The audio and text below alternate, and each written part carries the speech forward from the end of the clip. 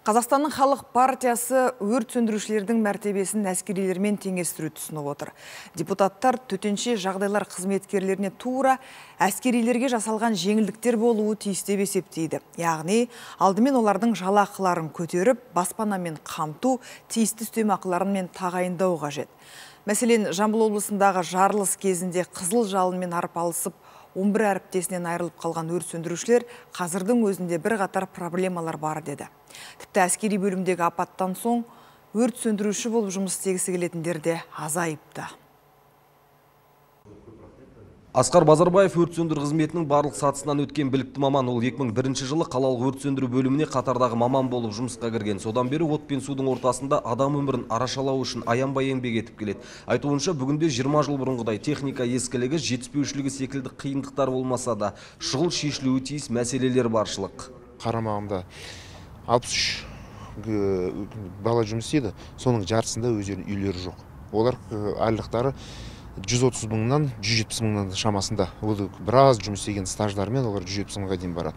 Енді ол мына жерде қалада квартира, көбісі пәтер жалдап тұрады.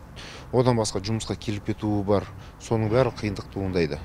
Асқар Қуанышбекұлы қазір бөлімшеде көп қабатты үйлерге шығатын сатылар жоқ дейді. Қолда бары тек 32 метрлік екен. Ол тек 7-ші қабатқа дейін ғана көтеріледі. Ал 47 жастағы құтқарушыларға 10-ші қабатқа шығу үшін де біршама күш керек. Десе де өрт сөндірушілер үшін ең үлкен проблема бұл емес, себебі көп жағдайда зейнетке шыққандардың баспанасы болмайды екен. Міне осыған байланысты Қазақстан халық партиясының өкілдері өрт сөндірушілердің мәртебесін әскерилермен теңестіру ұсынып отыр. Депутаттар Асқар Маминге жолдаған сауалдарында төтенше жағдайлар қызметкерлерінің жағдайын жақсартып, зейнет жасын төмендету қажеттігін айтты. В первую очередь пожарникам. Бірінші кезекте өрт сөндірушілердің жалақысын көтеру керек, себебі олар үнемі қауіп қатердің ошағында жүреді. Әр жұмыс кезінде түрлі қиындықтар кездеседі. Көп жағдайда сулары болмайды, көп қабатты үйлердің маңында көліктерді қоятын тұрақ та жоқ. Сол үшін зейнетке шығу жасын төмендетіп, қосымша үстемақылар тағайындау қажет.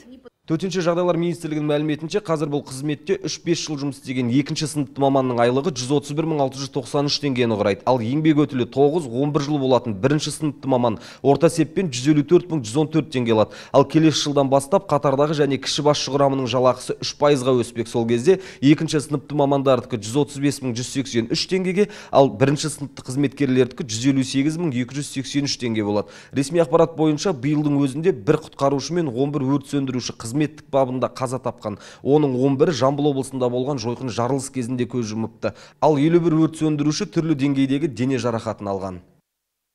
Нұрболат Жаңабекұлы, Дәулетбай Нұрмахан, Информбюро, Жамбыл облысы. Осы мәселеге байланысты біз Информбюро жаңалықтарының YouTube-тағы ресми арнасында өрт сөндірушілер қанша жалақы алу керек деген сауалнама жүргізген едік. Сауалнамаға қатысқан 3 мыңнан астам адамның, яғни 72%, 300 мың теңгеден жоғары айлық алу оларға лайықты деп жауап таңдаған. Ал 12% 180 мың мен 220 мың теңгенің төңірегінде болу керек деген пікірде, ал респонденттің 11% 260 мың мен 300 мың теңге жетеді деп есептейді. Ал 5% өрт сөндірушілер 260 мың айлық алуы тиіс деген пікірде.